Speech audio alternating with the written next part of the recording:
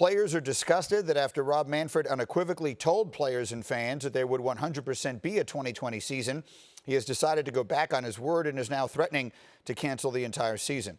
Any implication that the Players Association has somehow delayed progress on health and safety protocols is completely false, as Rob has recently acknowledged the parties are very, very close.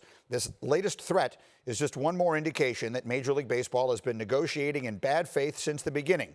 This has always been about extracting additional pay cuts from players, and this is just another day and another bad faith tactic in their ongoing campaign.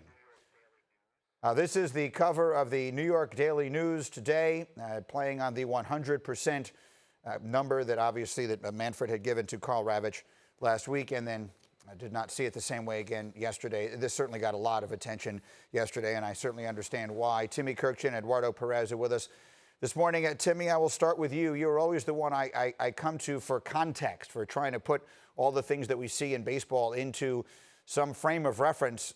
How would you do that here?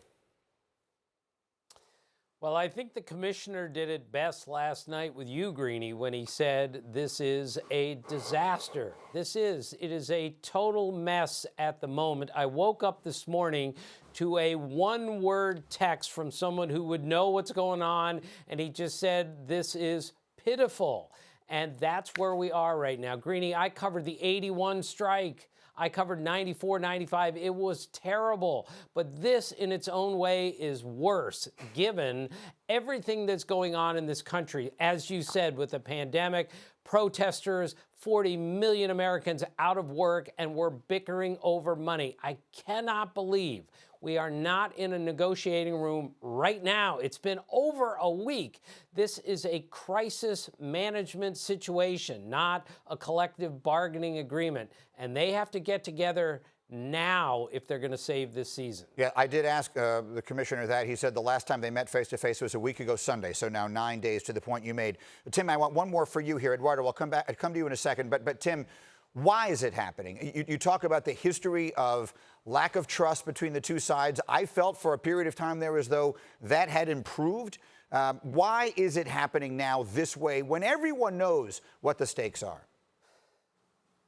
Well, I think it's happening because the owners who clobbered the players in the last CBA basically got it in their minds that we can get anything we want from these players. So we are going to challenge them, divide the union, maybe break the union.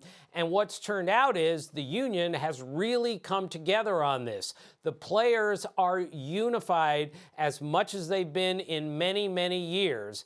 And I don't agree with Rob Manfred. I don't think 100% of our owners really want to play the game. I think the players want to play. Both sides are going to have to acquiesce here, but I think the owners misread the union here, and they're now understanding the union is really solid. Eduardo, what are you thinking and what are you hearing from others? Well, my biggest concern in all of this is, yes, I know that the commissioner was hired and is paid by the owners, but he's there for the best interest of the game. And I think that when I was in the union, that was always my concern. Make sure that the commissioner is in the best interest of the game. And yesterday, it just didn't feel, in this past few weeks, it hasn't felt like he's in the best interest of the game in general. Let's not forget, our biggest assets as fans is watching the players on the field. It's not watching the owners on the field. Yes, they're the ones that pay the paychecks, but the players are the biggest asset and the main attraction for us to be able to enjoy the game. And that, to me, should be the biggest and the biggest importance that Rob Manfred has to have right now, and his biggest interest should be, how do we get baseball back as soon as we can? We're going to lose on both ends. The players are losing, the owners are losing, no doubt. But at the end of the day, Mike, we're the ones, the fans are the ones that are losing the most. Everyone loses in this. There's no question of that.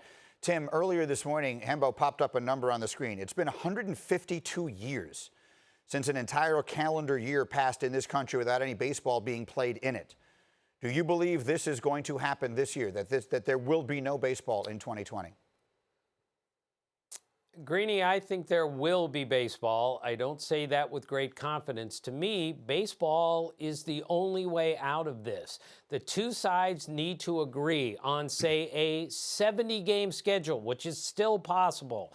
They play a tremendous race to the finish here, where every game matters and every team is in it. Then, in theory, you could have a spectacular October. That's what you need to bring the game back, is to play the game and put the players on the field. That's the only way out of this. And the only way it's going to work, though, is if the two sides agree on it. So I still think we're going to play because we have officially hit rock bottom. And I hope that you are right. And Eduardo, the point I made earlier this morning with Tex is I think that some sort of 60-game mad dash, as opposed to the marathon that baseball usually is, could be a lot of fun. And I don't know if it would precipitate some sort of permanent change in the sport, but I think that they have a chance, if they can get on the field, to put together what could be a very entertaining year of baseball. What do you think?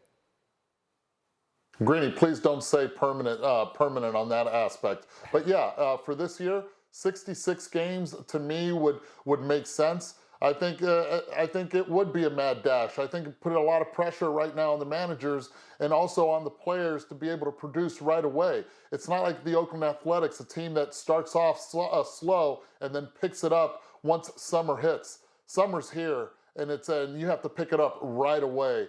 And the first few weeks, we talk about the first month being a deciding factor. Well, without a doubt, the first few weeks will be a deciding factor in this race if we get the players on the field.